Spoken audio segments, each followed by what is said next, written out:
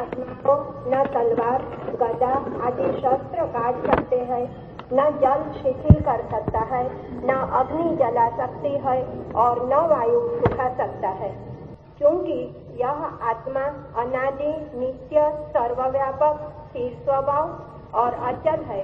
इसलिए इसका शस्त्रादि से छेदन, अग्नि से दाह, जल से क्लेदन और वायु से शोषण नहीं हो सकता।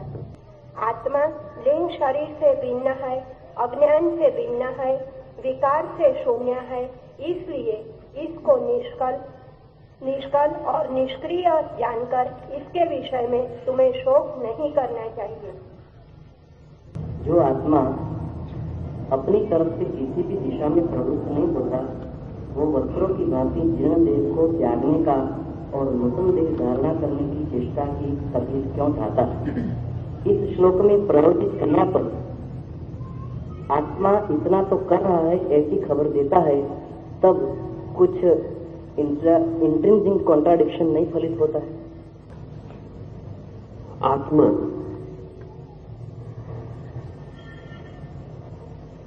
न जन्म लेता, न मरता, न उसका प्रारंभ है, न उसका अंत है। जब हम ऐसा कहते हैं तो थोड़ी सी भूल हो जाती है। इससे उल्टा कहना ज्यादा सत्य के करीब होगा।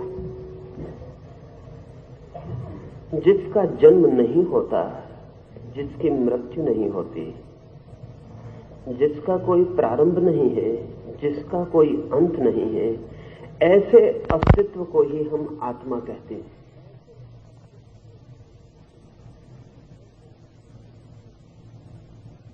निश्चित ही अस्तित्व प्रारंभ और अंत से मुक्त होना चाहिए। जो है दैट विच इज, उसका कोई प्रारंभ नहीं हो सकता।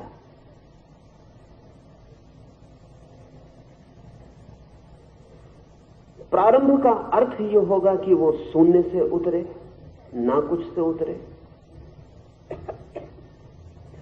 और प्रारंभ होने के लिए भी प्रारंभ के पहले कुछ तैयारी चाहिए पड़ेगी। प्रारंभ आकस्मिक नहीं हो सकता। सब प्रारंभ पूर्व की तैयारी से, पूर्व के कारण से बंधे होते, कॉजलिटी से बंधे होते। एक बच्चे का जन्म होता है, हो सकता है क्योंकि मां बाप के दो शरीर उसके जन्म की तैयारी करते हैं। सब प्रारंभ अपने से भी पहले किसी चीज को प्री सपोज, अपने से भी पहले किसी चीज को स्वीकार करते हैं। इसलिए कोई प्रारंभ मौलिक रूप से प्रारंभ नहीं होता। किसी चीज का प्रारंभ हो सकता है लेकिन शुद्ध प्रारंभ नहीं होता। ठीक वैसे ही किसी चीज का अंत हो सकता है लेकिन अस्तित्व का अंत नहीं हो सकता। क्योंकि कोई भी चीज समाप्त हो तो उसके भीतर जो होना था, जो अस्तित्व था, वो शेष रह जाता है। तो जब हम कहते हैं आत्मा का कोई जन्म नहीं, कोई मृत्यु नहीं, तो समझ लेना चाहिए, दूसरी तरफ से समझ लेना उचित है कि जिसका कोई जन्म नहीं, जिसकी कोई मृत्यु नहीं, उसी का नाम हम आत्मा कह रहे हैं। आत्मा का अर्थ है अस्तित्व, बीइंग। लेकिन हमारी भ्रांति वहां से शुरू होती है। आत्मा को हम समझ लेते हैं मैं, मेरा तो प्रारंभ है और मेरा अंत भी है। लेकिन जिसमें मैं जन्मता हूं और जिसमें मैं समाप्त हो जाता हूं, उस अस्तित्व का कोई अंत नहीं। आकाश में बादल बनते हैं और बिखर जाते हैं। जिस आकाश में उनका बनना और बिखरना होता है, उस आकाश का कोई प्रारंभ और कोई अंत नहीं। आत्मा को आकाश समझे, इनर स्पेस, भीतरी आकाश। और आकाश को भीतर और बाहर का भेद नहीं किया जा सकता। बाहर के आकाश को परमात्मा कहते हैं, भीतर के आकाश को आत्मा। इस आत्मा को व्यक्ति ना समझे, इंडिविजुअल ना समझे। व्यक्ति का तो प्रारंभ होगा और व्यक्ति का अंत होगा। इस आंतरिक आकाश को अव्यक्ति समझे। इस आंतरिक आकाश को सीमित न समझे। सीमा का तो प्रारंभ होगा और अंत होगा। इसलिए कृष्ण कह रहे हैं कि न उसे आग जला सकती। आग उसे क्यों नहीं जला सकती? पानी उसे क्यों नहीं डुबा सकता? अगर आत्मा कोई भी वस्तु है तो आग जरूर जला सकती है। ये आग न जला सके, हम कोई और आग खोज लेंगे, कोई एटॉमिक भट्टी बना लेंगे, वो जला सकेगी। अगर आत्मा कोई वस्तु है तो पानी क्यों नहीं डुबा सकता? थोड़ा पानी न डुबा सकेगा तो बड़े पैसिफिक महासागर में डुबा देंगे। जब वे ये कह रहे हैं कि आत्मा को न जलाया जा सकता, न डुबाया जा सकता पानी में, न नष्ट किया जा सकता, तो वे ये कह रहे हैं कि आत्मा कोई वस्तु नहीं है। थिंगनेस, वस्तु उसमें नहीं है। आत्मा सिर्फ अस्तित्व का नाम है। एग्जिस्टेंट वस्तु नहीं, एग्जिस्टेंस इटसेल्फ। वस्तुओं का अस्तित्व होता है, आत्मा स्वयं अस्तित्व है। इसलिए आग न जला सकेगी, क्योंकि आग भी अस्तित्व है। पानी न डुबा सकेगा, क्योंकि पानी भी अस्तित्व है। इसे ऐसा समझें कि आग भी आत्मा का एक रूप है, पानी भी आत्मा का एक रूप है, तलवार भी आत्मा का एक रूप है। इसलिए आत्मा से आत्मा को जलाया ना जा सकेगा। आग उसको जला सकती है जो उससे भिन्न है। आत्मा किसी से भी भिन्न नहीं। आत्मा अस्तित्व से अभिन्न है, अस्तित्व ही है। अगर हम आत्मा शब्द को अलग कर दें और अस्तित्व शब्द को विचार करें तो कठिनाई बहुत कम हो जाएगी, क्योंकि आत्मा से हमें लगता है मैं। हम आत्मा और ईगो को, अहंकार को पर्यायवाची मान के चलते हैं, इससे बहुत जटिलता पैदा हो जाती। आत्मा अस्तित्व का नाम है। उस अस्तित्व में उठी हुई एक लहर का नाम मैं है। वो लहर उठेगी, गिरेगी, बनेगी, बिखरेगी। उस मैं को जलाया भी जा सकता, डुबाया भी जा सकता। ऐसी आग खोजी जा सकती जो मैं को जलाए, ऐसा पानी खोजा जा सकता जो मैं को डुबाए, ऐसी तलवार खोजी जा सकती जो मैं को काटे। इसलिए मैं को छोड़ दें। आत्मा से मैं का कोई भी लेना देना नहीं, दूर का भी कोई वास्ता नहीं। मैं को छोड़कर जो पीछे आपके शेष रह जाता है वो आत्मा है। लेकिन मैं को छोड़ के हमने अपने भीतर कभी कुछ नहीं देखा है। जब भी कुछ देखा है मैं मौजूद हूं, जब भी कुछ सोचा है मैं मौजूद हूं। मैं हर जगह मौजूद हूं भीतर। इतने घने रूप से हम मैं के आसपास जीते हैं कि मैं के पीछे जो खड़ा है सागर, वो हमें कभी दिखाई नहीं पड़ता। और हम कृष्ण की बात सुन के प्रफुल्लित भी होते। जब सुनाई पड़ता है कि आत्मा को जलाया नहीं जा सकता तो हमारी रीढ़ सीधी हो जाती है। हम सोचते हैं मुझे जलाया नहीं जा सकता। जब हम सुनते हैं आत्मा मरेगी नहीं तो हम भीतर आश्वस्त हो जाते हैं कि मैं मरूंगा नहीं।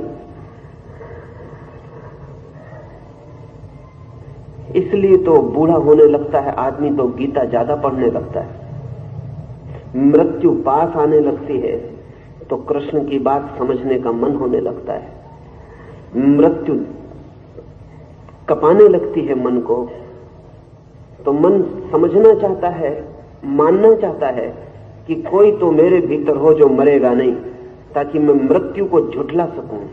इसलिए मंदिर में, मस्जिद में, गुरुद्वारे में जवान दिखाई नहीं पड़ते, क्योंकि अभी मौत जरा दूर मालूम पड़ती। अभी इतना भय नहीं, अभी पैर कपते नहीं, वृद्ध दिखाई पड़ने लगते हैं।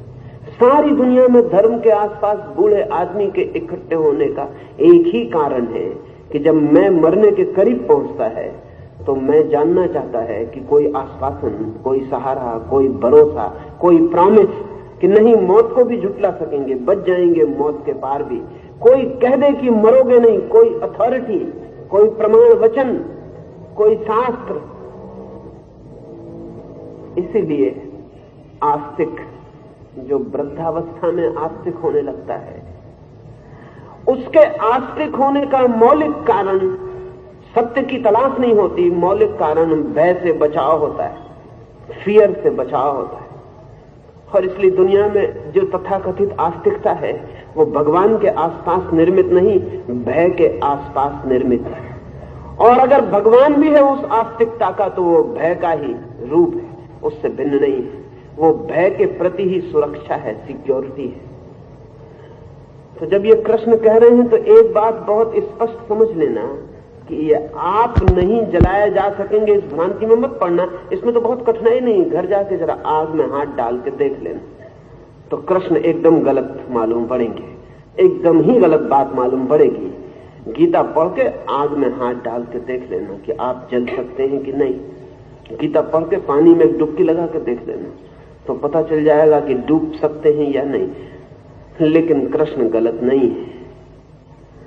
जो डूबता है पानी में कृष्ण उसकी बात नहीं कर रहे, जो जल जाता है आग में कृष्ण उसकी बात नहीं कर रहे। लेकिन क्या आपको अपने भीतर किसी एक भी ऐसे तत्व का पता है जो आग में नहीं जलता, पानी में नहीं डूबता? अगर पता नहीं है तो कृष्ण को मानने की जल्दी मत करना, खोजना, मिल जाएगा वो सूत्र जिसकी वो बात कर रहे हैं। सवाल पूछा है कि आत्मा न भी करती हो यात्रा, सूक्ष्म शरीर, लिंग शरीर अगर यात्रा करता है तो भी आत्मा का सहयोग तो है ही। आत्मा कोऑप्ट तो करती ही है। अगर इंकार कर दे सहयोग करने से तब तो यात्रा नहीं हो सकेगी। तो इसे भी दो तलों पर समझ लेना जरूरी है। सहयोग भी इस जगत में दो प्रकार के हैं। एक वैज्ञानिक जिसको कैटालिटिक कोऑपरेशन कहता है, कैटालिटिक एजेंट जिसको वैज्ञानिक कहता है, उस बात को समझ लेना उचित है।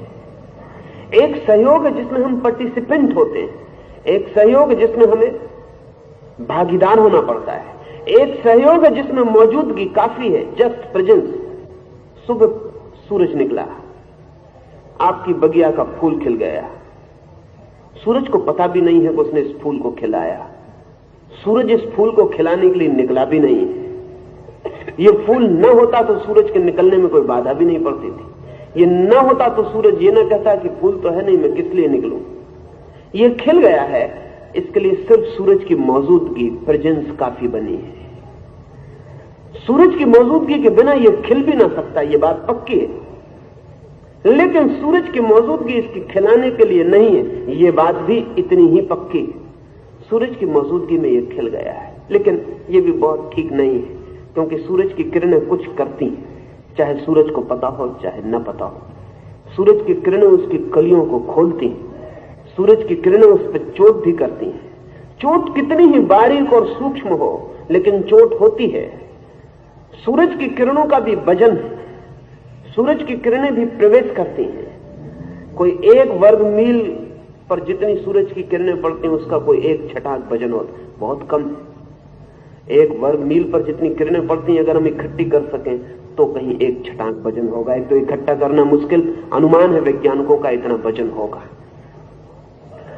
इतना भी सही तो भी सूरज फूल की पखरियों पर कुछ करता है तो वो भी कैटालिटिक एजेंट नहीं है, इनडायरेक्ट पार्टिसिपेंट है, परोक्ष रूप से भाग लेता है।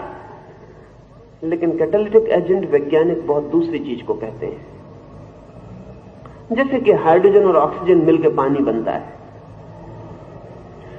तो आप हाइड्रोजन और ऑक्सीजन एक कमरे में बंद कर दें तो भी पानी नहीं बनेगा। सब तरह से सब मौजूद है लेकिन पानी नहीं बनेगा।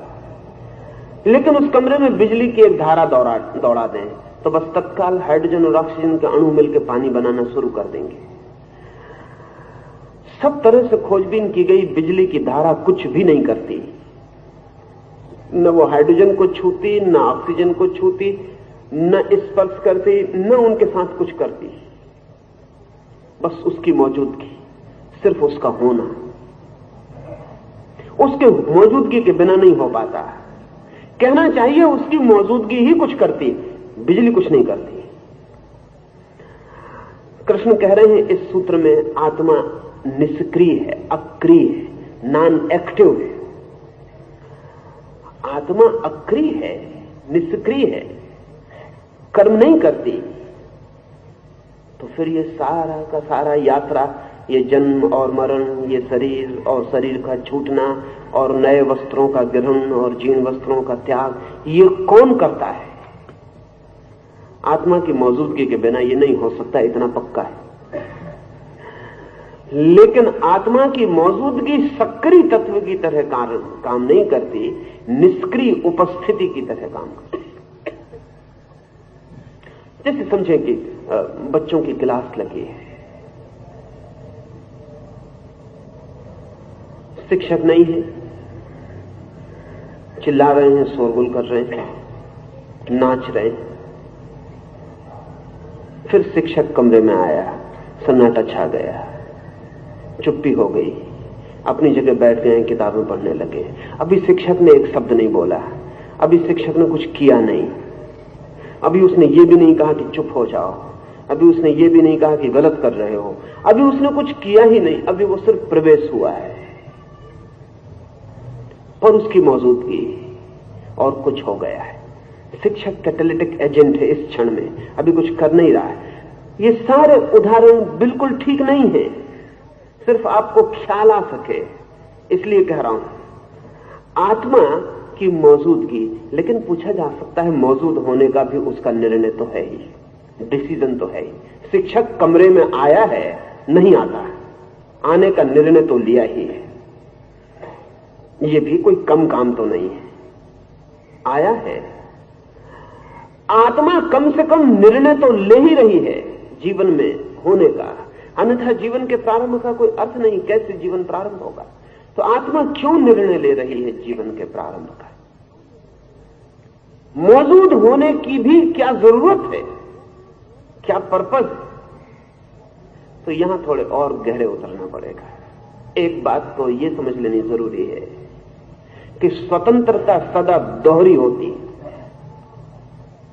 स्वतंत्रता कभी इकहरी नहीं होती, स्वतंत्रता सदा दोहरी होती है।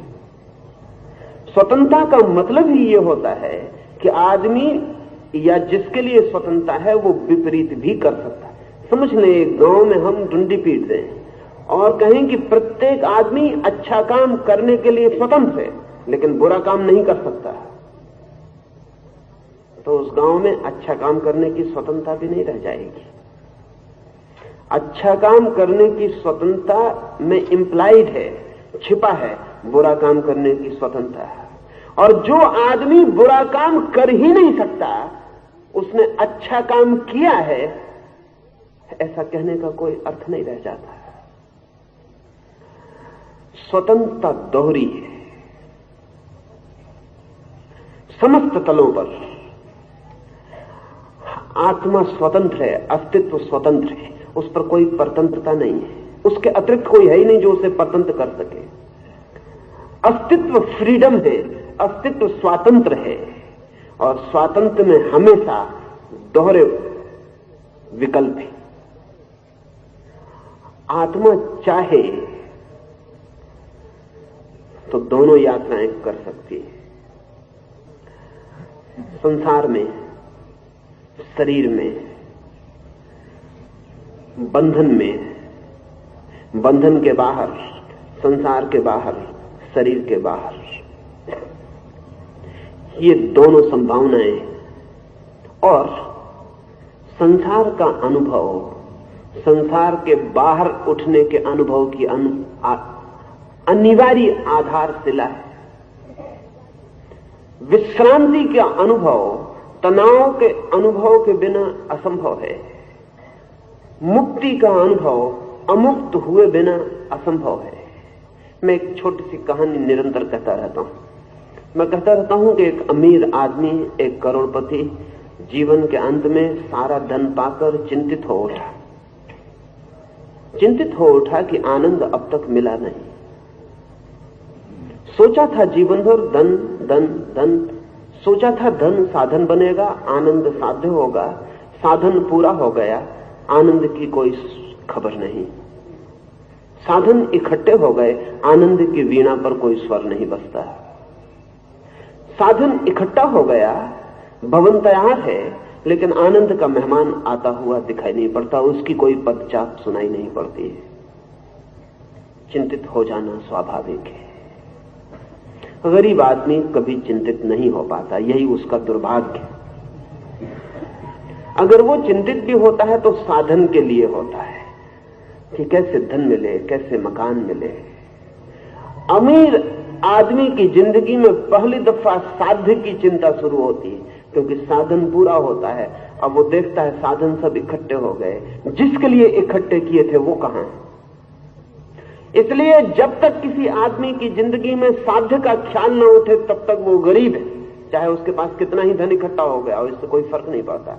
उसके अमीर होने की खबर उसी दिन मिलती है जिस दिन वो ये सोचने को तैयार हो जाता है सब है, जिससे आनंद मिलना चाहिए ऐसा सोचा था, लेकिन वो आनंद कहां है। साधन पूरे हो गए लेकिन वो साध्य कहां है। भवन बन गया लेकिन अतिथि कहां है। उसी दिन आदमी अमीर होता है, वही उसका सौभाग्य है। लेकिन बहुत कम अमीर आदमी अमीर होते हैं। वो अमीर आदमी अमीर था, चिंता पकड़ गई उसे। उसने अपने घर के लोगों को कहा कि बहुत दिन प्रतीक्षा कर ली, अब मैं खोज में जाता हूं। अब तक सोचता था कि इंतजाम कर लूंगा तो आनंद का अतिथि आ जाएगा, इंतजाम पूरा है, अतिथि का कोई पता चलता नहीं, अब मैं उसकी खोज पर निकलता हूं। उसने बहुत से हीरे जवाहरात अपने साथ लेकर वो गया, गांव गांव पूछता था लोगों से कि आनंद कहां मिलेगा। लोगों ने कहा हम खुद ही तलाश में, इस गांव तक हम उसी की तलाश में पहुंचे। और रास्तों पर लोगों से पूछता था आनंद कहां मिलेगा। वो यात्री कहते कि हम भी सह यात्री हैं, फेलो ट्रेवलर्स हैं, हम भी खोज में निकले, तुम्हें पता चल जाए तो हमें भी खबर कर देना। जिससे पूछा उसी ने कहा कि तुम्हें खबर मिल जाए तो हमें भी बता देना, हमें कुछ पता नहीं, हम भी खोज में। थक गया, परेशान हो गया, मौत करीब दिखाई पड़ने लगी, आनंद की कोई खबर नहीं। फिर एक गांव से गुजर रहा था तो किसी से उसने पूछा, झाड़ के नीचे एक आदमी बैठा हुआ था। देख के ऐसा लगा कि शायद यह आदमी कोई जवाब दे सके, क्योंकि अंधकार गिर रहा था सांझ का, लेकिन उस आदमी के आसपास कुछ अलौकिक प्रकाश मालूम पड़ता था। रात उतरने को थी लेकिन उसके चेहरे पे चमक थी सुबह की। पकड़ लिए उसके पैर, धन की थैली पटक दी और कहा कि यह है अरबों खरबों रुपयों के हीरे जवाहरात, आनंद चाहिए। उस फकीर ने आंखें ऊपर उठाई और उसने कहा कि सच में चाहिए? बिल्कुल, तुम्हें आज तक कभी आनंद नहीं मिला? उसने कहा कभी नहीं मिला। उसने कहा कभी कोई थोड़ी बहुत धुन बजी हो? तो कोई धुन नहीं बजी। उसने कहा कभी थोड़ा बहुत स्वाद आया हो? उस आदमी ने कहा बातों में समय खराब मत करो, तुम पहले आदमी हो जिसने एकदम से ये नहीं कहा कि मैं भी खोज रहा हूं, मुझे बताओ। उस फकीर ने पूछा कोई परिचय ही नहीं है? उसका कोई परिचय नहीं है। इतना कहना था कि वो फकीर उस झोले को जिसमें हीरे जवाहरात थे लेके भाग खड़ा हुआ। उस अमीर ने तो सोचा भी नहीं था। वो उसके पीछे भागा और चिल्लाया मैं लुट गया, तुम आदमी कैसे हो? गांव परिचित था फकीर का, अमीर का तो परिचित नहीं था। गली कूचे वो चक्कर देने लगा, सारा गांव जग गया, गांव भी पीछे भागने लगा। अमीर चिल्ला रहा, छाती पीट रहा, आंसू बह जा रहे हैं। वो कह रहा है मैं लुट गया, मैं मर गया, मेरी जिंदगी भर की कमाई है, उसी के सहारे मैं आनंद को खोज रहा हूं, अब क्या होगा? मेरे दुख का कोई अंत नहीं, मुझे बचाओ, किसी तरह इस आदमी से मेरा धन वापस दिलवाओ। वो गांव भर में चक्कर लगा के भागता हुआ फकीर वापस उसी झाड़ के नीचे आ गया जहां अमीर का घोड़ा खड़ा था। झोला जहां से उठाया था वहीं पटक के जहां बैठा था वहीं झाड़ के पास फिर बैठ गया। पीछे से भागता हुआ अमीर, सारा गांव अमीर ने झोला उठा के छाती से लगा लिया और भगवान की तरफ हाथ उठा के कहा, हे भगवान तेरा परम धन्यवाद। फकीर ने पूछा, कुछ आनंद मिला? उस अमीर ने कहा, कुछ, बहुत बहुत मिला। ऐसा आनंदित में जीवन में कभी भी नहीं था। उस फकीर ने कहा, आनंद के पहले दुखी होना जरूरी है, पाने के पहले खोना जरूरी है, होने के पहले न होना जरूरी है, मुक्ति के पहले बंधन जरूरी है, ज्ञान के पहले अज्ञान जरूरी है, प्रकाश के पहले अंधकार जरूरी है। इसलिए आत्मा एक यात्रा पर निकलती है, वो धन खोने की यात्रा है। असल में जिसे हम खोते नहीं उसे हम कभी पाने का अनुभव नहीं कर सकते। और इसलिए जब जिन्होंने पाया है, जैसे कृष्ण, जैसे बुद्ध, जब बुद्ध को मिला ज्ञान, लोगों ने पूछा क्या मिला, तो बुद्ध ने कहा मिला कुछ भी नहीं, जो मिला ही हुआ था उसको जाना भर है, लेकिन बीच में खोना जरूरी था। स्वास्थ्य का अनुभव करने के लिए भी बीमार होना अनिवार्य प्रक्रिया है। ऐसा जीवन का तथ्य है, ऐसी फैक्टिसिटी है। तो जब आप पूछते हैं क्या जरूरत है आत्मा को संसार में जाने की, तो मैं कहता हूं मुक्ति के अनुभव के लिए। और आत्मा संसार में आने के पहले भी मुक्त है, लेकिन उस मुक्ति का कोई बोध नहीं हो सकता, उस मुक्ति की कोई प्रतीति नहीं हो सकती, उस मुक्ति का कोई एहसास नहीं हो सकता। खोए बिना एहसास असंभव है। इसलिए संसार एक परीक्षण, संसार एक एक्सपेरिमेंट है स्वयं को खोने का। संसार इससे ज्यादा कुछ भी नहीं है। ये आत्मा का अपना ही चुनाव है कि वो खोए और पाए। परमात्मा संसार में अपने को खो के पा रहा है, खोता रहेगा, पाता रहेगा, अंधेरे में उतरेगा और प्रकाश में आके जागेगा कि प्रकाश है।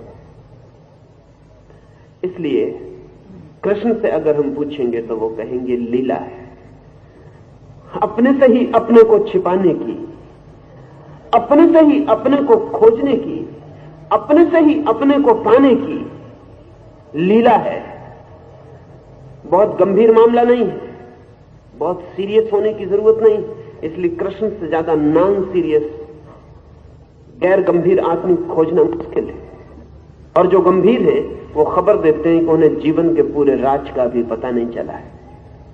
जीवन का पूरा राज यही है कि जिसे हम तलाश रहे हैं उसे हमने खोया है, जिसे हम खोज रहे हैं उसे हमने छिपाया है, जिसकी तरफ हम जा रहे हैं उसकी तरफ से हम खुद आए। पर ऐसा है, और आप पूछें क्यों है, तो उस क्यों का कोई उत्तर नहीं है। एक क्यों तो जरूर जिंदगी में होगा जिसका कोई उत्तर नहीं होगा। वो क्यों हम कहां जाके पकड़ते हैं ये दूसरी बात है, लेकिन अल्टीमेट वाय, आखिरी क्यों का कोई उत्तर नहीं हो सकता है। इसलिए नहीं हो सकता, इसलिए फिलोसफी, दर्शन शास्त्र फिजूल के चक्कर में घूम जाता है, वो क्यों की तलाश करता है।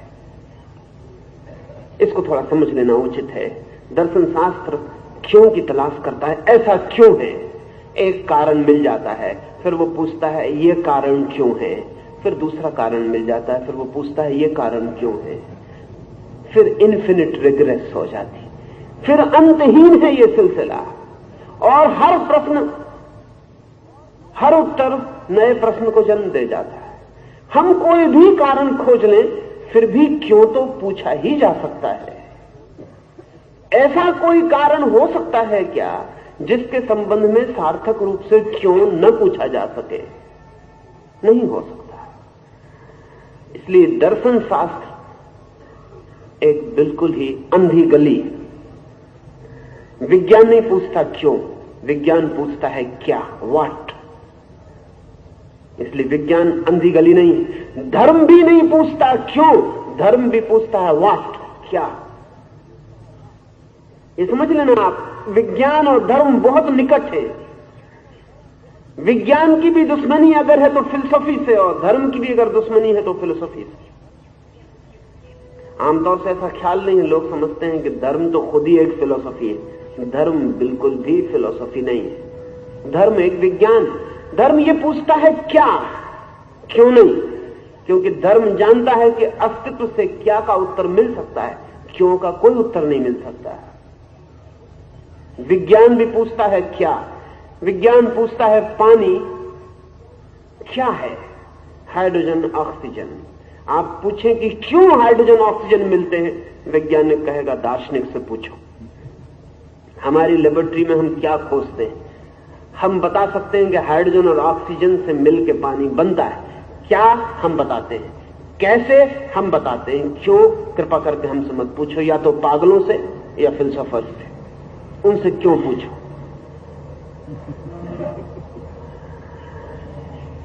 वैज्ञानिक कहता है कि हम कितना ही खोजें, हम इतना ही जान सकते हैं कि क्या, और जब हमें क्या पता चल जाए तो हम जान सकते हैं कैसे।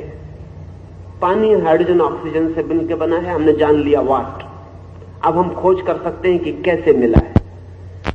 इसलिए विज्ञान क्या की खोज करता है और कैसे को प्रयोगशाला में ढूंढ लेता है। धर्म भी अस्तित्व के क्या की खोज करता है और योग में कैसे की प्रक्रिया को खोज लेता है।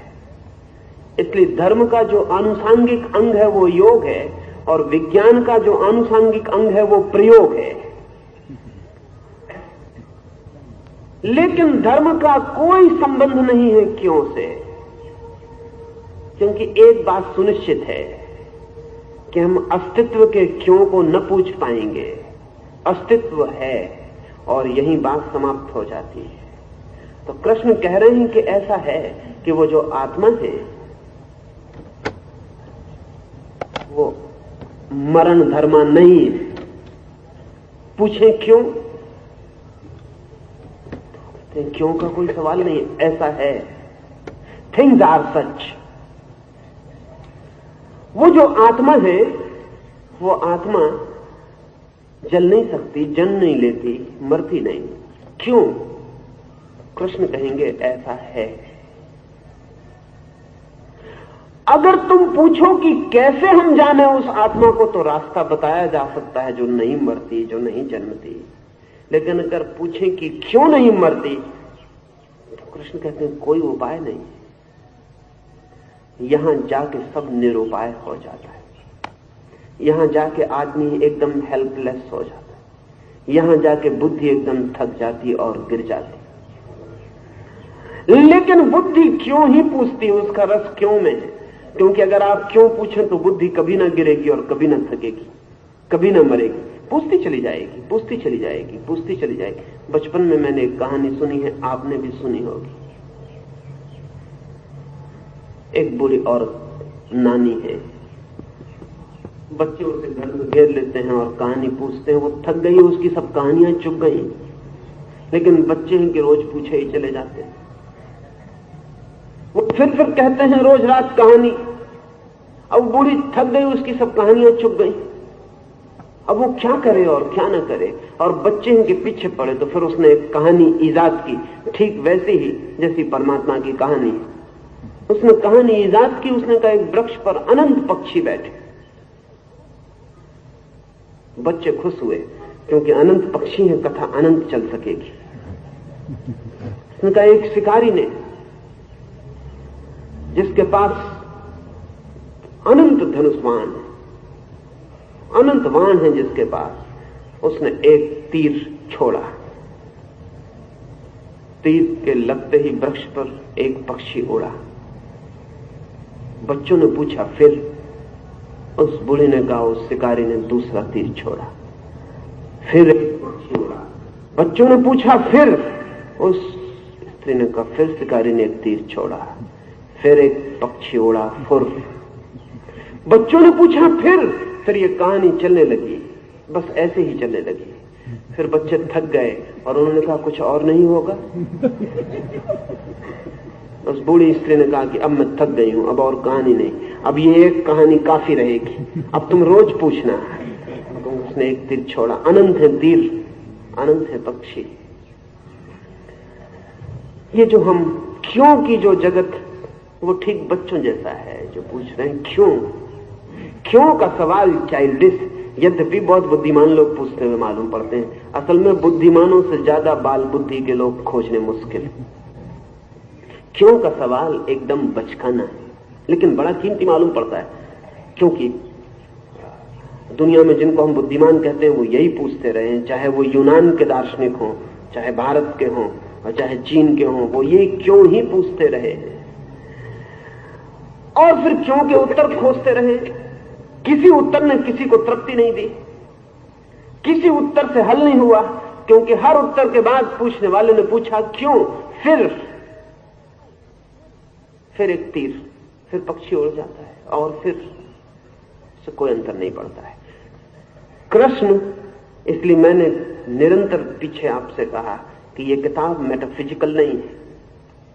ये कृष्ण का संदेश जो अर्जुन को है, ये कोई दार्शनिक, कोई तत्व ज्ञान का नहीं, ये मनस विज्ञान का है। इसलिए वो कह रहे हैं ऐसा है।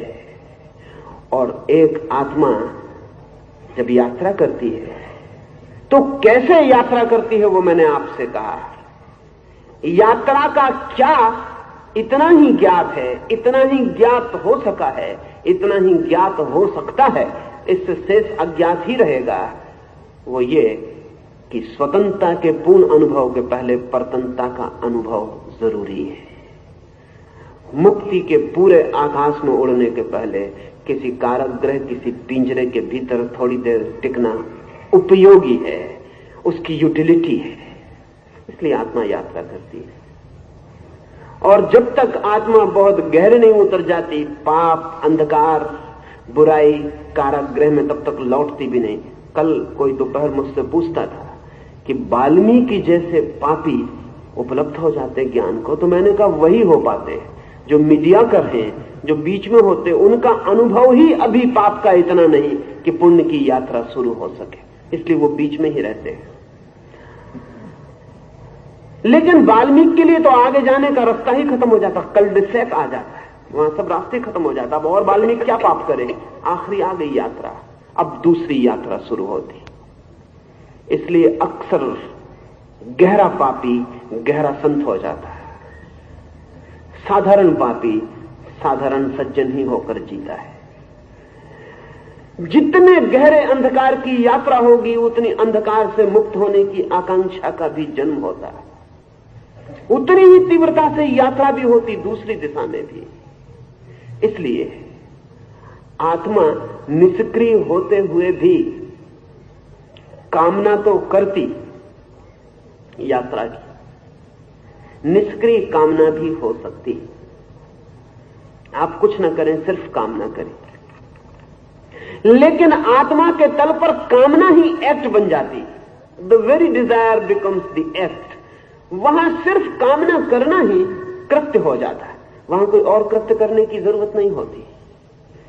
इसलिए शास्त्र कहते हैं कि परमात्मा ने कामना की तो जगत निर्मित हुआ।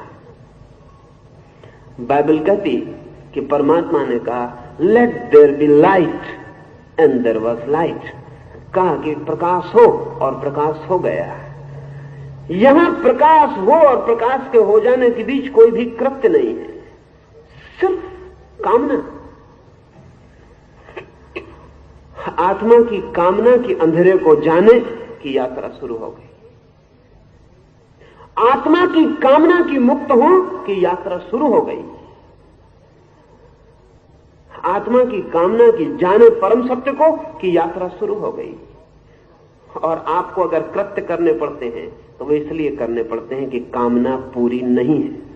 असल में सिर्फ कामना की कमी को पूरा करते हैं, फिर भी पूरा नहीं कर पाते।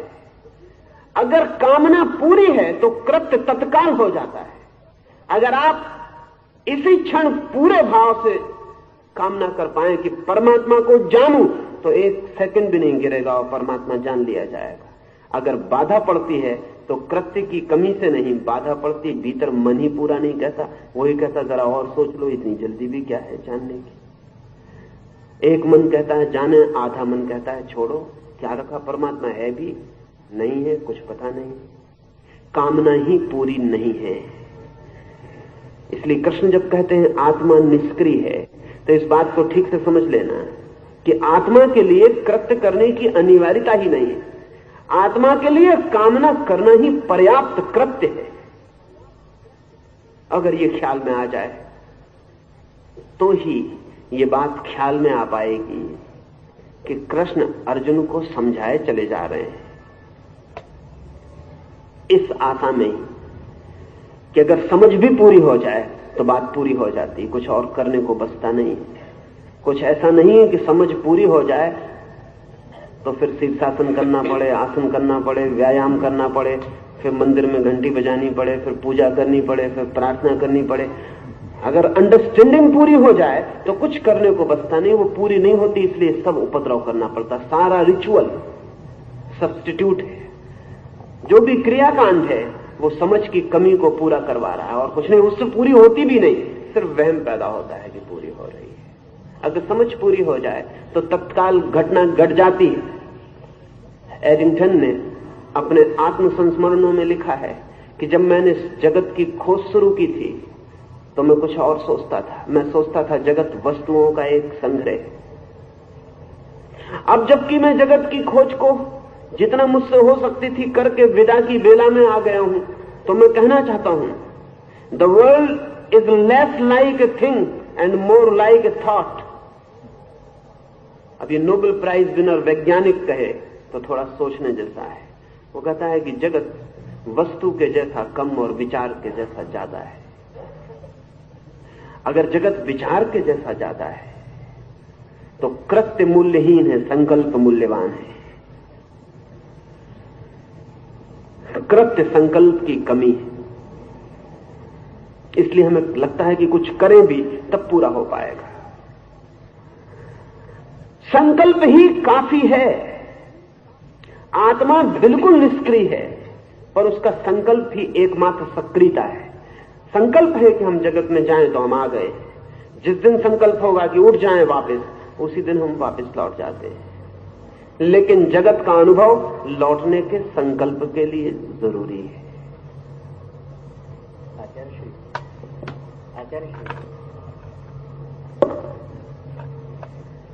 बहुत सारे श्रोताओं की जिज्ञासा मंडराती है एक प्रश्न के बारे में। क्या एस्ट्रल बॉडी और प्रेतात्मा एक ही चीज है? क्या ऐसी प्रेतात्मा दूसरे स्थूल शरीर में प्रवेश करके परेशान कर सकती है? उसका क्या उपाय? बहुत सारे श्रोताजनों ने पूछा है।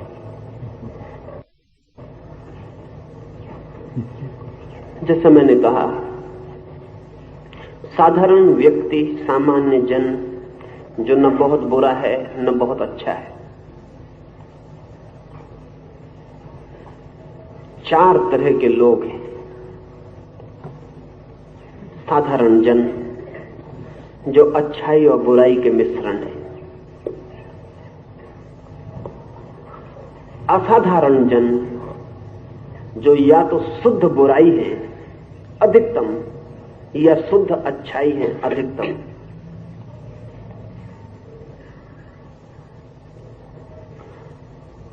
तीसरे वे लोग जो न बुराई है न अच्छाई है, दोनों नहीं।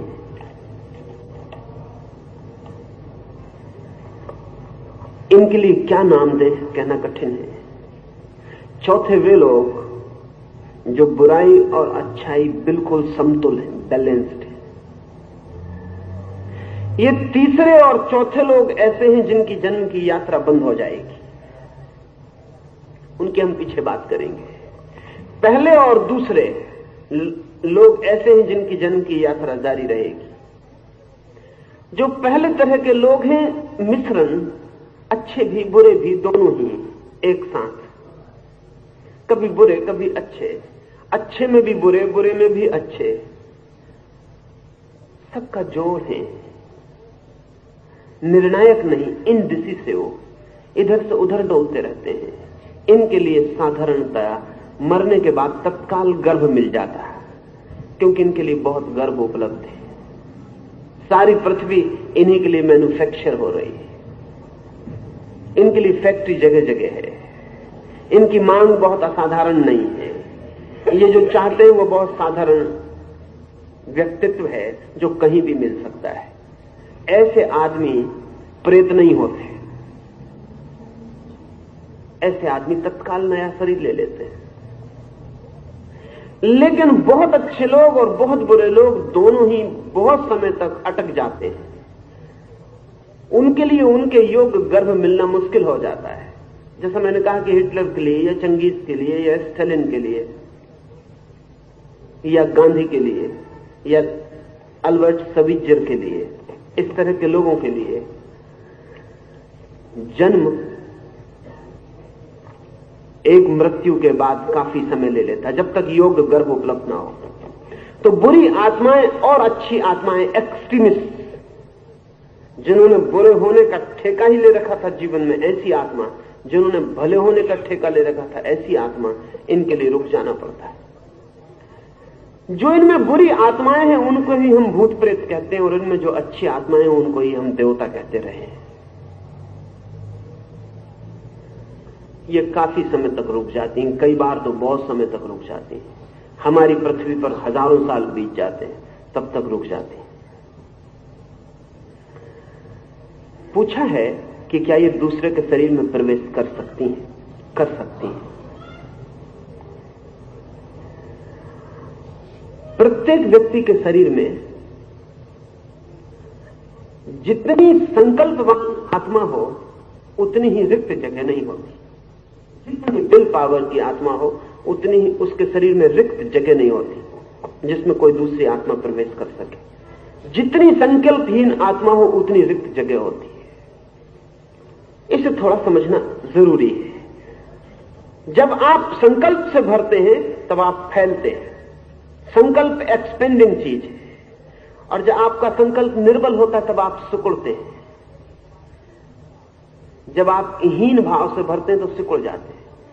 ये बिल्कुल सिकुड़ना और फैलने की घटना घटती है भीतर। तो जब आप कमजोर होते हैं, भयभीत होते हैं, डरे हुए होते हैं, आत्मग्लानि से भरे होते हैं, आत्म अविश्वास से भरे होते हैं, स्वयं के प्रति अश्रद्धा से भरे होते हैं, स्वयं के प्रति निराशा से भरे होते हैं, तब आपके भीतर का जो सूक्ष्म शरीर है वो सिकुड़ जाता है। और आपके इस शरीर में इतनी जगह होती है फिर कि कोई भी आत्मा प्रवेश कर सकती है। आप दरवाजा दे सकते हैं। आमतौर से भली आत्माएं प्रवेश नहीं करती। नहीं करने का कारण है क्योंकि भली आत्मा जिंदगी भर इंद्रिक सुखों से मुक्त होने की चेष्टा में लगी रहती है। एक अर्थ में भली आत्मा शरीर से ही मुक्त होने की चेष्टा में लगी रहती है। लेकिन बुरी आत्मा के जीवन के सारे अनुभव शरीर के सुख के अनुभव होते हैं, और बुरी आत्मा शरीर के बाहर होकर अगर उसे नया जन्म नहीं मिलता तो उसकी तड़फन भारी हो जाती है, उसकी पीड़ा भारी हो जाती है। उसको अपना शरीर तो मिल नहीं रहा है, गर्भ उपलब्ध नहीं है, लेकिन वो किसी के शरीर पर सवार होकर इंद्रिय के सुखों को चखने की चेष्टा करती। तो अगर कहीं भी कमजोर संकल्प का आदमी हो, इसलिए पुरुषों की बजाय स्त्रियों में प्रेतात्माओं का प्रवेश मात्रा में ज्यादा होता है, क्योंकि स्त्रियों को हम अब तक संकल्पवान नहीं बना पाए हैं। जुम्मा पुरुष का है, क्योंकि पुरुष ने स्त्रियों का संकल्प तोड़ने की निरंतर कोशिश की है, क्योंकि जिसे भी गुलाम बनाना हो उसे संकल्पवान नहीं बनाया जा सकता। जिसे गुलाम बनाना हो उसके संकल्प को हीन करना पड़ता है। इसलिए स्त्री के संकल्प को हीन करने की निरंतर चेष्टा की गई है हजारों साल में। जो आध्यात्मिक संस्कृतियां हैं उन्होंने भी भयंकर चेष्टा की है कि स्त्री के हम संकल्प को हीन करें, उसे डराएं, उसे भयभीत करें, क्योंकि पुरुष की प्रतिष्ठा उसके भय पर ही निर्भर करेगी। तो स्त्री में जल्दी प्रवेश मात्रा बहुत ज्यादा है। 10% पुरुष ही प्रेतात्माओं से पीड़ित होते हैं, 90% स्त्रियां पीड़ित होती हैं। संकल्प नहीं है, जगह खाली है, प्रवेश आसान है।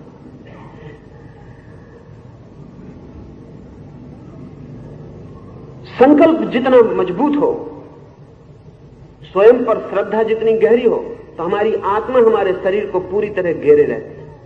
अगर संकल्प और बड़ा हो जाए तो हमारा सूक्ष्म शरीर हमारे इस शरीर के बाहर भी घेराव बनाता है, बाहर भी। इसलिए कभी किन्हीं व्यक्तियों के पास जाकर जिनका संकल्प बहुत बड़ा है, आप तत्काल अपने संकल्प में परिवर्तन पाएंगे, क्योंकि उनका संकल्प उनके शरीर के बाहर भी वर्तुल बनाता है। उस वर्तुल के भीतर अगर आप गए तो आपका संकल्प परिवर्तित होता हुआ मालूम पड़ेगा। बहुत बुरे आदमी के पास भी अगर एक वेश्या के पास जाते हैं तो भी फर्क पड़ेगा, एक संत के पास जाते हैं तो भी फर्क पड़ेगा, क्योंकि उसका संकल्प का वर्तुल, उसके सूक्ष्म शरीर का वर्तुल उसके स्थूल शरीर के भी बाहर फैला होता है। यह फैलाव बहुत बड़ा भी हो सकता है। इस फैलाव के भीतर आप अचानक पाएंगे कि आपके भीतर कुछ होने लगा जो आपका नहीं मालूम पड़ता। आप कुछ और तरह के आदमी थे, लेकिन कुछ और हो रहा है भीतर कुछ। तो हमारा संकल्प इतना छोटा भी हो सकता है कि यह शरीर के भीतर भी सिकुड़ जाए, इतना बड़ा भी हो सकता है कि शरीर के बाहर भी फैल जाए, वो इतना बड़ा भी हो सकता है कि पूरे ब्रह्मांड को घेर ले। जिन लोगों ने कहा अहम ब्रह्मास्मि, वो संकल्प के उस क्षण में उन्हें अनुभव हुआ है जब सारा संकल्प सारे ब्रह्मांड को घेर लेता है। तब चांद तारे बाहर नहीं भीतर चलते हुए मालूम पड़ते, तब सारा अस्तित्व अपने ही भीतर समाया हुआ मालूम पड़ता है। संकल्प इतना भी सिकुड़ जाता है कि आदमी को यह भी पक्का पता नहीं चलता कि मैं जिंदा हूं कि मर गया, इतना भी सिकुड़ जाता है। इस संकल्प के अति सिकड़े होने की हालत में ही नास्तिकता का गहरा हमला होता है। संकल्प के फैलाव की स्थिति में ही आस्तिकता का गहरा हमला होता है। संकल्प जितना फैलता है उतना ही आदमी आस्तिक अनुभव करता है अपने को, क्योंकि अस्तित्व इतना बड़ा हो जाता है कि नास्तिक होने का कोई कारण नहीं रह जाता। संकल्प जब बहुत सिकुड़ जाता है तो नास्तिक अनुभव करता है, अपने ही पैर डमाडोल हो, अपना ही अस्तित्व न होने जैसा हो। उस क्षण आस्तिकता नहीं उभर सकती, उस वक्त जीवन के प्रति नहीं का भाव, ना का भाव पैदा होता है। नास्तिकता और आस्तिकता मनोवैज्ञानिक सत्य है। मनोवैज्ञानिक सिमोन वेल ने लिखा है कि 30 साल की उम्र तक मेरे सिर में भारी दर्द था, वो 24 घंटे होता रहता था, तो मैं कभी सोच ही नहीं पाई कि परमात्मा हो सकता है। जिसके सिर में 24 घंटे दर्द है उसको बहुत मुश्किल है मानना कि परमात्मा हो सकता है। अभी बड़े मजे की बात है कि सिर दर्द जैसी छोटी चीज भी परमात्मा को दरवाजे के बाहर कर सकती है। वो न होने की, ईश्वर के न होने की बात करती रही, उसे कभी ख्याल भी ना आया कि ईश्वर के न होने का बहुत गहरा कारण मेडिकल है। उसे ख्याल भी नहीं आया कि ईश्वर के न होने का कारण सिरदर्द, तर्क और दलीलें और नहीं। जिसके सिर में दर्द है उसके मन से नहीं का भाव उठता है, उसके मन से हां का भाव नहीं उठता। हां के भाव के भीतर बड़ी प्रफुल्लता चाहिए, तब हां का भाव उठता है। फिर सिरदर्द ठीक हो गया, तब उसे एहसास हुआ कि उसके भीतर से इंकार का भाव कम हो गया। तब उसे एहसास हुआ कि वो न मालूम किस अनजाने क्षण में नास्तिक से आस्तिक होने लगी। संकल्प अगर छीन है तो प्रेतात्माएं प्रवेश कर सकती हैं। बुरी प्रेतात्माएं, जिन्हें हम भूत कहें, प्रवेश कर सकती हैं, क्योंकि वे आतुर, पूरे समय आतुर हैं कि अपना शरीर नहीं तो आपके शरीर से ही थोड़ा सा रस ले लें। और शरीर के रस शरीर के बिना नहीं लिए जा सकते, ये तकलीफ है। शरीर के रस शरीर से ही लिए जा सकते हैं। अगर एक कामुक आत्मा है, सेक्सुअल आत्मा है, और उसके पास अपना शरीर नहीं है, तो सेक्सुअलिटी तो पूरी होती है, शरीर नहीं होता, इंद्रियां नहीं होती। अब उसकी पीड़ा आप समझ सकते हैं, उसकी पीड़ा बड़ी मुश्किल की हो गई। चित्त कामुक है और उपाय बिल्कुल नहीं है, शरीर नहीं है पास में। वो किसी के भी शरीर में प्रवेश करके काम वासना को तृप्त करने की चेष्टा कर सकती है। शुभ आत्माएं आमतौर से प्रवेश नहीं करती जब तक कि आमंत्रित न की जाए। अनइनवाइटेड उनका प्रवेश नहीं होता, क्योंकि उनके लिए शरीर की कोई आकांक्षा नहीं है। लेकिन इनविटेशन पर, आमंत्रण पर उनका प्रवेश हो सकता है। आमंत्रण का मतलब इतना ही हुआ कि अगर कोई ऐसी घड़ी हो जहां उनका उपयोग किया जा सके, जहां वे सहयोगी और सेवा दे सकें, तो वे तत्काल उपलब्ध हो जाती हैं। बुरी आत्मा हमेशा अनइनवाइटेड प्रवेश करती है, घर के पीछे के दरवाजे से। भली आत्मा आमंत्रित होकर प्रवेश कर सकती है, लेकिन भली आत्माओं का प्रवेश निरंतर कम होता चला गया है क्योंकि आमंत्रण की विधि खो गई है, और बुरी आत्माओं का प्रवेश बढ़ता चला गया है। क्यों? क्योंकि संकल्प दीनहीन और नकारात्मक निगेटिव हो गया है। इसलिए आज पृथ्वी पर देवता की बात करना झूठ है, भूत की बात करना झूठ नहीं है। प्रेत अभी भी अस्तित्ववान है, देवता कल्पना हो गया। लेकिन देवताओं को बुलाने की निमंत्रण की विधियां थी, सारा वेद उन्हीं विधियों से भरा हुआ है।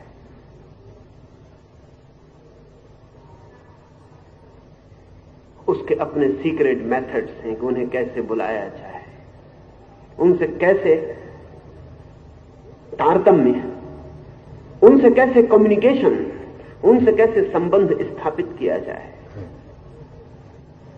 उनसे चेतना कैसे जुड़े। और निश्चित ही बहुत कुछ है जो उनके द्वारा ही जाना गया है, और इसलिए उसके लिए आदमी के पास कोई प्रमाण नहीं।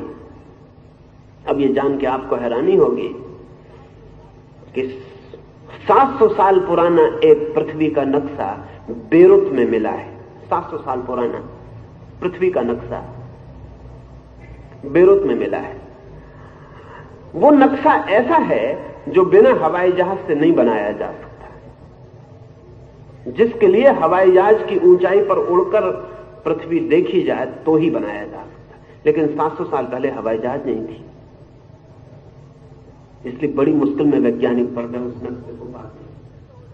बहुत कोशिश की गई कि सिद्ध हो जाए कि वो नक्शा 700 साल पुराना नहीं, लेकिन सिद्ध करना मुश्किल हुआ है। वो कागज 700 साल पुराने, वो स्याही 700 साल पुरानी, वो भाषा 700 साल पुरानी। जिन दीमकों ने उस कागज को खा लिया है वो छेद भी 500 साल पुराने। लेकिन वो नक्शा बिना हवाई जहाज के नहीं बन सकता। तो एक तो रास्ता यह है कि 700 साल पहले हवाई जहाज रहा हो, जो कि ठीक नहीं। 7000 साल पहले रहा हो इसकी संभावना है, 700 साल पहले रहा हो इसकी संभावना नहीं, क्योंकि 700 साल बहुत लंबा फासला नहीं। 700 साल पहले हवाई जहाज रहा हो और बाइसिकल ना रही हो, यह नहीं हो सकता, क्योंकि हवाई जहाज एकदम से आसमान से नहीं बनते, उनकी यात्रा है, बाइसिकल है, कार है, रेल है, तब हवाई जहाज बन पाता है। ऐसा एकदम से टपक नहीं जाता आसमान से। तो एक तो रास्ता यह है कि हवाई जहाज रहा हो जो कि 700 साल पहले नहीं था। दूसरा रास्ता यह है कि अंतरिक्ष के यात्री आए हों, जैसा कि एक रूसी वैज्ञानिक ने सिद्ध करने की कोशिश की कि किसी दूसरे प्लेनेट से कोई यात्री आए हों और उन्होंने ये नक्शा दिया हो। लेकिन दूसरे प्लेनेट से यात्री 700 साल पहले आए हो यह भी संभव नहीं है, 7000 साल पहले आए हो यह संभव है, क्योंकि 700 साल बहुत लंबी बात नहीं है, इतिहास के घेरे की बात है। हमारे पास कम से कम 2000 साल का तो सुनिश्चित इतिहास है, उसके पहले का इतिहास नहीं है।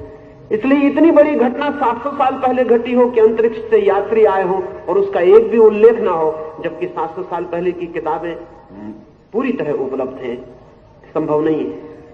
मैं तीसरा सुझाव देता हूं जो अब तक नहीं दिया गया, और वो सुझाव मेरा ये है कि ये जो नक्शे की खबर है ये किसी आत्मा के द्वारा दी गई खबर है, जो किसी व्यक्ति में इनवाइटेड हुई, जो किसी व्यक्ति के द्वारा बोली।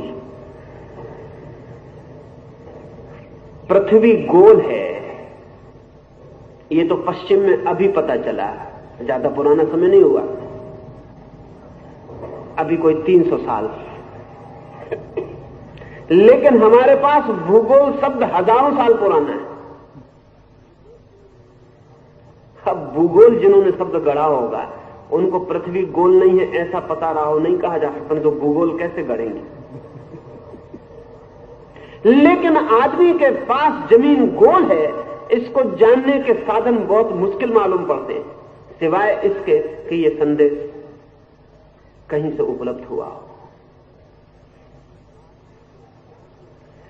आदमी के ज्ञान में बहुत सी बातें हैं जिनकी की प्रयोगशालाएं नहीं थी, जिनका की कोई उपाय नहीं था। जैसे कि लुकमान के संबंध में कथा, और अब तो वैज्ञानिक को भी संदेह होने लगा कि कथा ठीक होनी चाहिए। लुकमान के संबंध में कथा है कि उसने पौधों से जाकर पूछा कि बता दो तुम किस बीमारी में काम आ सकते हो। पौधे बताते हुए मालूम नहीं पड़ते।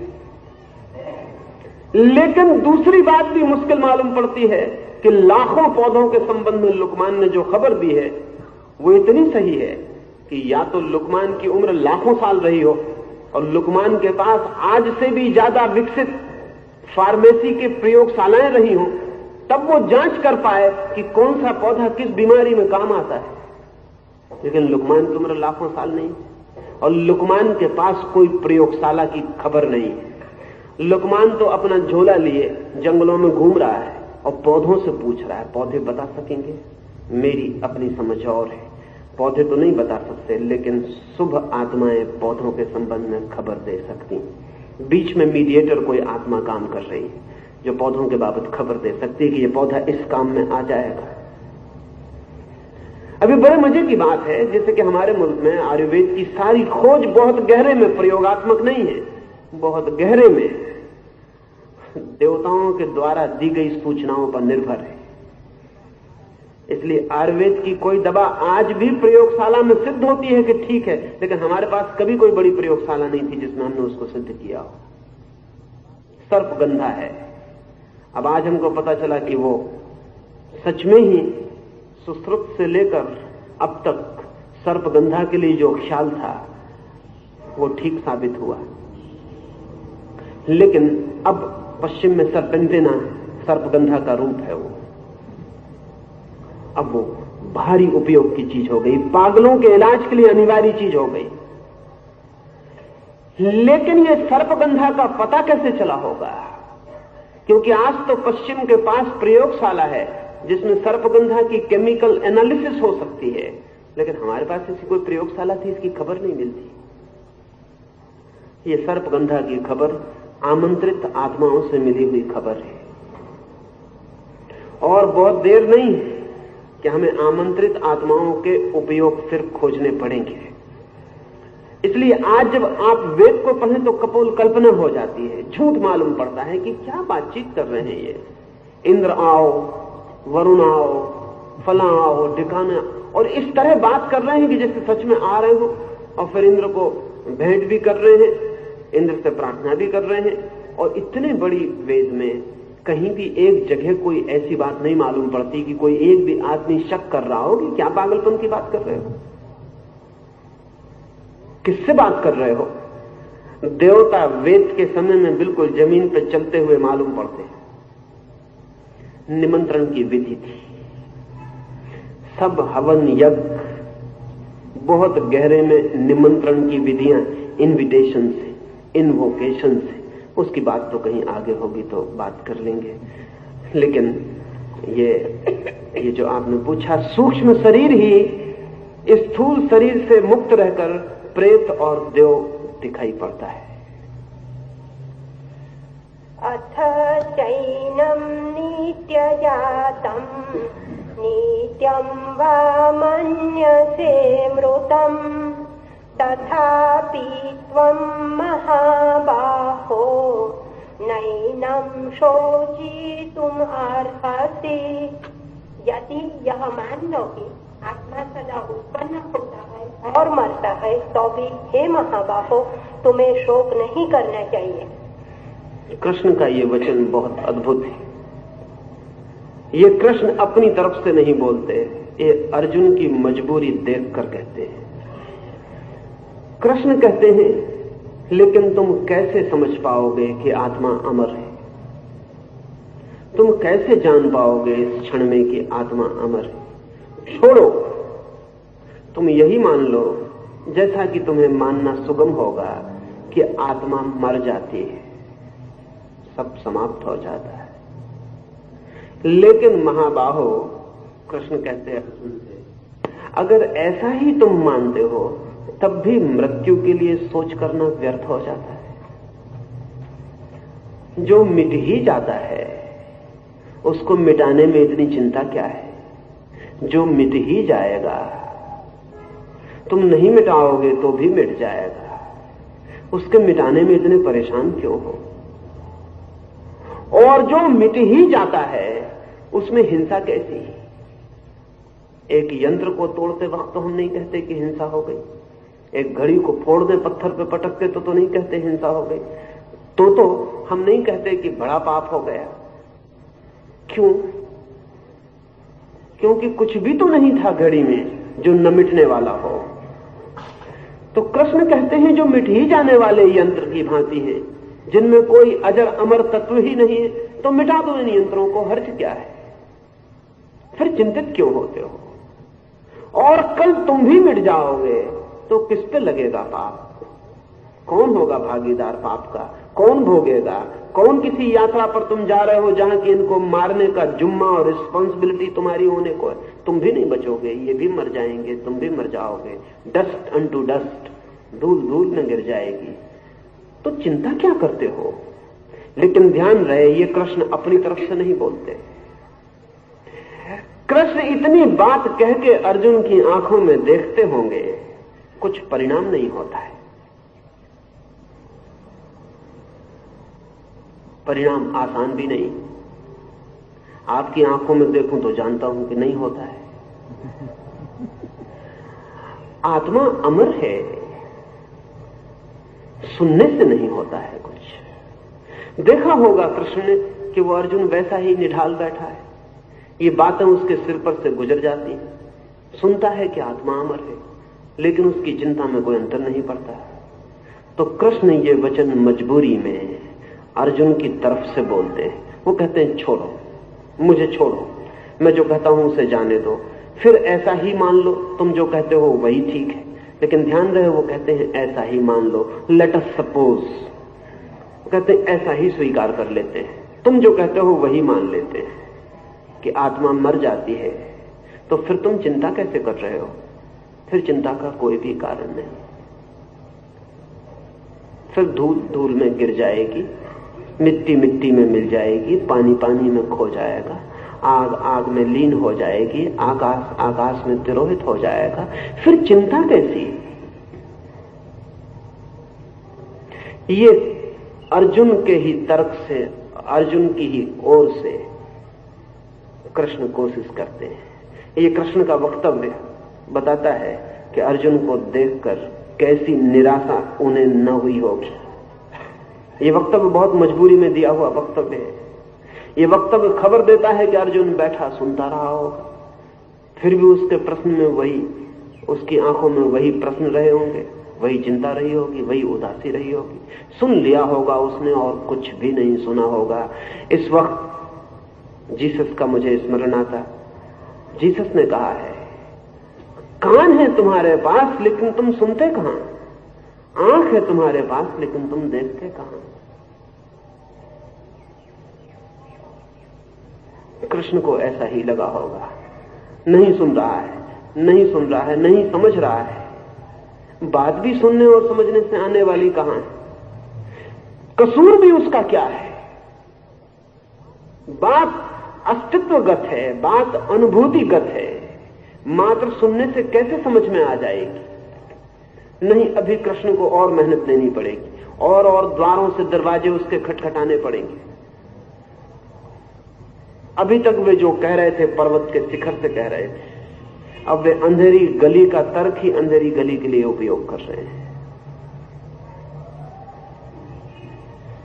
जातस्य हि ध्रुवो मृत्यु ध्रुवं जन्मामृतस्य च तस्मात् परिहार्येथे न त्वं शोचितुमर्हसि अव्यक्तादीनि भूतानि व्यक्तमाद्यानि भारत अव्यक्तानि धनान्येव तत्र का परिदेवना। उत्पन्न हुए का मरण ध्रुव यानी अवश्यभावी है और मृत का जन्म ध्रुव है, इसलिए तुमको अपरिहार्य विषय में शोक करना उचित नहीं है। माया से शरीरों की उत्पत्ति होती है, बीच में आभास से उनका स्वरूप प्रतीत होता है, अंत में माया में उनका लय हो जाता है। अतः विद्वान पुरुष को उनमें शोक करने का अवकाश ही नहीं है। ख्याल आपको आया होगा कि कृष्ण जब अपनी तरफ से बोल रहे थे तब उन्होंने अर्जुन को मूर्ख भी कहा। जब वे अपनी सतह से बोल रहे थे तब अर्जुन को मूढ़ कहने में भी उन्हें कठिनाई ना हुई, लेकिन जब वे अर्जुन की तरफ से बोल रहे हैं तब उसे महाबाहो, भारत, तब प्रतिष्ठा से बड़े औपचारिक शब्दों का उपयोग कर रहे हैं। जब अपनी तरफ से बोल रहे थे तब उसे निपट मूढ़ कहा कि तू निपट गंवार है, तू बिल्कुल मूढ़ है, तू बिल्कुल मंद बुद्धि है। लेकिन अब उसी मंद बुद्धि अर्जुन को वो कहते हैं महाबाहो। अब उसकी ही जगह उतर कर बात कर रहे हैं। अब ठीक उसके कंधे पे हाथ रख के बात कर रहे हैं। अब ठीक मित्र जैसे बात कर रहे हैं, क्योंकि इतनी बात से लगा है कि जिस शिखर की उन्होंने बात कही वो उसके पकड़ में शायद नहीं आती है। बहुत बार ऐसा हुआ है। मोहम्मद ने कहा है कि मैं वैसा कुआं नहीं हूं कि अगर तुम मेरे पास पानी पीने ना आओ तो मैं तुम्हारे पास ना आऊं। अगर तुम मोहम्मद के पास ना आओगे तो मोहम्मद तुम्हारे पास आएगा, और अगर प्यासा कुएं के पास ना आएगा तो कुआं ही प्यासे के पास जाएगा। कृष्ण अर्जुन के पास वापस आके खड़े हो गए। ठीक वहीं खड़े थे, भौतिक शरीर तो वहीं खड़ा था पूरे समय, लेकिन पहले वे बोल रहे थे बहुत ऊंचाई से, वहां से जहां आलोकित शिखर है। तब वे अर्जुन को कह सके तू ना समझ। अब वे अर्जुन को कह रहे हैं कि तेरी समझ ठीक, तू अपनी ही समझ का उपयोग कर। अब मैं तेरी समझ से ही कहता हूं, लेकिन अब वे जो कह रहे हैं वो सिर्फ तर्क और दलील की बात है, क्योंकि जो अनुभव को ना पकड़ पाए फिर उसके लिए तर्क और दलील के अतिरिक्त पकड़ने को कुछ भी नहीं रह जाता, कोई उपाय नहीं रह जाता। जो तर्क और दलील को ही पकड़ पाए तो फिर तर्क और दलील की ही बात करनी पड़ती। लेकिन उस बात में प्राण नहीं है, वो बल नहीं है, वो बल हो नहीं सकता, क्योंकि कृष्ण जानते हैं कि वो जो कह रहे हैं अब सिर्फ तर्क है, अब सिर्फ दलील है। अब वो ये कह रहे हैं कि तुझे ही ठीक मान लेते हैं, लेकिन ये जो शरीर बना है, जिन भौतिक तत्वों से, जिस माया से खो जाएगा उसमें, विद्वान पुरुष इसके लिए चिंता नहीं किया करते। विद्वान और ज्ञानी के फर्क को भी ठीक समझ लेना चाहिए, क्योंकि पहले कृष्ण पूरे समय कह रहे हैं कि जो ऐसा जान लेता वो ज्ञान को उपलब्ध हो जाता है, लेकिन अब वो कह रहे हैं ज्ञानी नहीं, अब वो कह रहे हैं विद्वान पुरुष चिंता को उपलब्ध नहीं होते हैं। विद्वान का वो तल नहीं है जो ज्ञानी का है। विद्वान तर्क के तल पर जीता है, युक्ति के तल पर जीता है, ज्ञानी अनुभूति के तल पर जीता है। ज्ञानी जानता है, विद्वान सोचता है। लेकिन सही कृष्ण कहते हैं नहीं ज्ञानी होने की तैयारी तेरी तो विद्वान ही हो जा, सोच मत कर, चिंता मत कर, क्योंकि कोई भी सीधी सी बात है कि जब सब खो ही जाता है, इतना तो तू सोच ही सकता है। ये तो विचार में ही आ जाता है कि सब खो जाता है, सब मिट जाता है, तो फिर चिंता मत कर, मिट जाने दे। तू बचाएगा कैसे, तू बचा कैसे सकेगा? तो जो अपरिहार्य है, दैट विच इज इनहिबिटेबल, इसलिए कहते हैं जो अपरिहारी है, जो होगा ही, होकर ही रहेगा, उसमें तू ज्यादा से ज्यादा निमित्त है। अपने को निमित्त समझ ले, विद्वान हो जा, चिंता से मुक्त हो। लेकिन इसे समझ लेना, कृष्ण ने जब अर्जुन को मूढ़ भी कहा तब भी इतना अपमान न था जितना विद्वान होने के लिए कह के हो गया है। मूढ़ कहा तब तक भरोसा था उस पर, अभी आशा थी कि उसे खींचा जा सकता है शिखर पर। उसे देखकर वो आशा छूटती है। अब वो उसे प्रलोभन दे रहे हैं विद्वान होने का। वो कह रहे हैं कि कम से कम बुद्धिमान तो तू है ही, और बुद्धिमान पुरुष को चिंता का कोई कारण नहीं, क्योंकि बुद्धिमान पुरुष ऐसा मानकर चलता है कि सब चीजें बनी हैं, मिट जाती हैं, कुछ बचता ही नहीं, पीछे बात समाप्त हो जाती है। रास्ते में मैं आ रहा था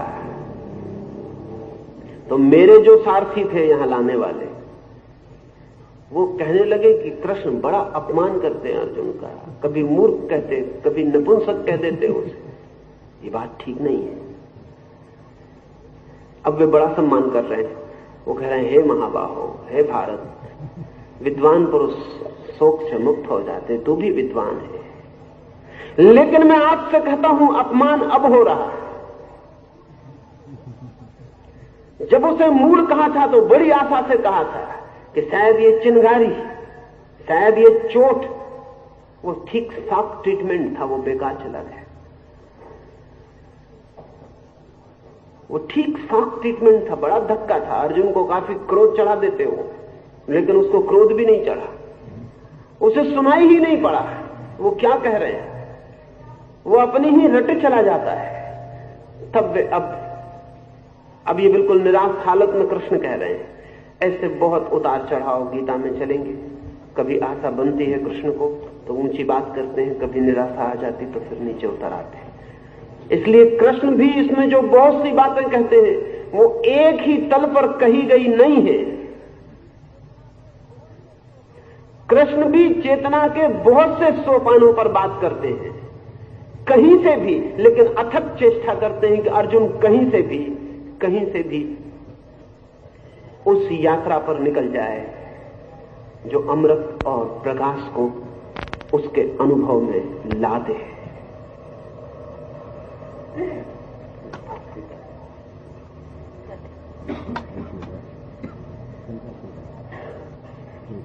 आश्चर्यवत् पश्यति कश्चिदेनम्, आश्चर्यवत् वदति तथैव चान्यः, आश्चर्यवच्चैनमन्यः शृणोति, श्रुत्वाप्येनं वेद न चैव कश्चित्। करोड़ों मनुष्यों में से जो कोई इसे जानता है वह आश्चर्य का जनक होता है। इस आत्मा को जो श्रवण करता है वह भी आश्चर्य का कारण है। इस आत्मा के विषय में जो उपदेश देता है वह भी आश्चर्य का जनक होता है। और कोई इस आत्मा का श्रवण, मनन आदि करने पर भी इसे नहीं ही जानता। बड़ी अद्भुत बात है। एक तो कृष्ण कहते इस आत्मा की दिशा में किसी भी मार्ग से गति करने वाला एक आश्चर्य, एक मिरेकल, एक चमत्कार, किसी भी दिशा से उन्मुख होने वाला आत्मा की तरफ एक चमत्कार है। क्योंकि करोड़ों करोड़ों में कभी कोई एक उस ऊंचाई की तरफ आंख उठाता, अन्यथा हमारी आंखें तो जमीन में गड़ी रह जाती, आकाश की तरफ कभी उठती ही नहीं, नीचाइयों में उलझी रह जाती, ऊंचाइयों की तरफ हमारी आंख की कभी उड़ान नहीं होती, कभी हम पंख नहीं फैलाते आकाश की तरफ। कभी करोड़ों करोड़ों में कोई एक आदमी, इस जगत में सबसे बड़ा आश्चर्य शायद यही है कि कभी कोई आदमी स्वयं को जानने के लिए आतुर और पिपासु होता है। होना चाहिए, नहीं ऐसा है, ऐसा। मैं कौन हूं ये कोई पूछता ही नहीं। होना तो ये चाहिए कि ये बुनियादी प्रश्न होना चाहिए प्रत्येक के लिए, क्योंकि जिसने अभी ये भी नहीं पूछा कि मैं कौन हूं, उसके और किसी बात के पूछने का क्या अर्थ है। और जिसने अभी ये भी नहीं जाना कि मैं कौन हूं, वो और जानने निकल पड़ा है। जिसका खुद का घर अंधेरे से भरा है, जिसने वहां भी दिया नहीं जलाया, उससे ज्यादा आश्चर्य का आदमी नहीं होना चाहिए। लेकिन कृष्ण बड़ा व्यंग करते हैं, वो बड़ी मजाक करते हैं, बहुत आयरनिकल स्टेटमेंट है। वो ये कहते हैं कि अर्जुन, बड़े आश्चर्य की बात है कि कभी करोड़ों करोड़ों में कोई एक आदमी आत्मा के संबंध में खोज पर, जानने पर निकलता है। लेकिन पीछे और एक मजेदार बात कहते हैं। वो कहते हैं लेकिन वो आत्मा सोचने, समझने, मनन से नहीं उपलब्ध होता है, विचार से नहीं उपलब्ध होता है। एक तो यही आश्चर्य है कि मुश्किल से कभी कोई उसके संबंध में विचार करता है, लेकिन विचार करने वाला भी उसे पा नहीं लेता है।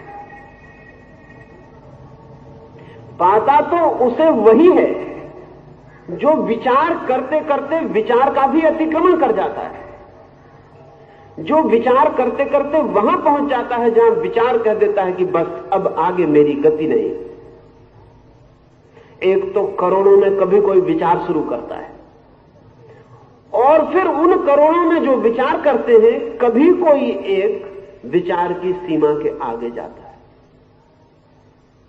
और विचार की सीमा के आगे जाए बिना उसका कोई अनुभव नहीं है, क्योंकि आत्मा का होना विचार के पूर्व है। आत्मा विचार के पीछे और पार है। विचार आत्मा के ऊपर उठी हुई लहरें हैं, तरंगे हैं। विचार आत्मा की सतह पर दौड़ते हुए हवा के झोंके हैं। विचार से आत्मा को नहीं जाना जा सकता, आत्मा से विचारों को जाना जा सकता है, क्योंकि विचार ऊपर है, आत्मा पीछे है। विचार को आत्मा से जाना जा सकता है, विचार से आत्मा को नहीं जाना जा सकता। मैं अपने हाथ से इस रूमाल को पकड़ सकता हूं, लेकिन इस रूमाल से अपने हाथ को नहीं पकड़ सकता। हाथ पीछे, विचार बहुत ऊपर। एक जगत है हमारे बाहर वस्तुओं का, वो बाहर है। फिर एक जगत है हमारे भीतर विचारों का, लेकिन वो भी बाहर है, हम उसके भी पीछे हैं। हमारे बिना वो नहीं हो सकता, हम उसके बिना भी हो सकते हैं। रात जब बहुत गहरी नींद में सो गए होते हैं, सुसुप्ति में, तब कोई विचार नहीं रह जाता, लेकिन आप होते। सुबह कहते हैं स्वप्न भी नहीं था, विचार भी नहीं था, बड़ी गहरी थी नींद, लेकिन आप तो थे।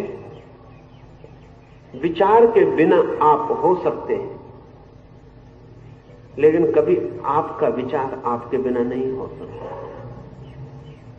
वो जो पीछे है वो विचार को जान सकता है, लेकिन विचार उसे नहीं जान सकते। लेकिन हम विचार से ही जानने की कोशिश करते हैं। पहले तो हम जानने की कोशिश ही नहीं करते, वस्तुओं को जानने की कोशिश करते हैं। वस्तुओं से किसी तरह करोड़ों में एक का छुटकारा होता है तो विचारों में उलझ जाता है, क्योंकि वस्तुओं के बाद विचारों का जगत है। विचार से भी किसी का छुटकारा हो तो स्वयं को जान पाता है। तो कृष्ण कहते हैं चिंतन से, मनन से, अध्ययन से, प्रवचन से उसे नहीं जाना जा सकता। एक और मजे की बात उन्होंने इसमें कही कि आश्चर्य है कि कोई आत्मा के संबंध में समझाए उपदेश से। पहली तो बात इसलिए आश्चर्य है कि कोई आत्मा के संबंध में उपदेश दे क्योंकि आत्मा किसी की भी आवश्यकता नहीं है, उपदेश सुनेगा कौन? No one's necessity. बाजार में वही चीज बिक सकती है जो किसी की जरूरत हो। आत्मा किसी की भी जरूरत नहीं है। इसलिए जो आत्मा के संबंध में उपदेश देने की हिम्मत करता है बिल्कुल पागल आदमी है। कोई जिस चीज को लेने को तैयार नहीं उसको बेचने निकल पड़े। वो कृष्ण को खुद भी समझ में आ रहा होगा कि अर्जुन की जो मांग नहीं, जो उसकी डिमांड नहीं, उसकी सप्लाई कर रहे हैं। वो बेचारा कुछ और मांग रहा है। वो मांग रहा है एस्केप, वो मांग रहा है पलायन, वो मांग रहा है कंसोलेशन, वो मांग रहा है सांत्वना। वो कह रहा है मुझे किसी तरह बचाओ, निकालो इस चक्कर से। वो आत्मा वगैरह की बात नहीं कर रहा है। वो किसी की जरूरत नहीं है। इसलिए आश्चर्य है कि कभी कोई आदमी आत्मा को बेचने निकल जाता है। पर कुछ लोग सनकी होते हैं, वो आत्मा को भी समझाने लगते हैं। एक तो यह आश्चर्य है कि कोई समझने को जिसे तैयार नहीं।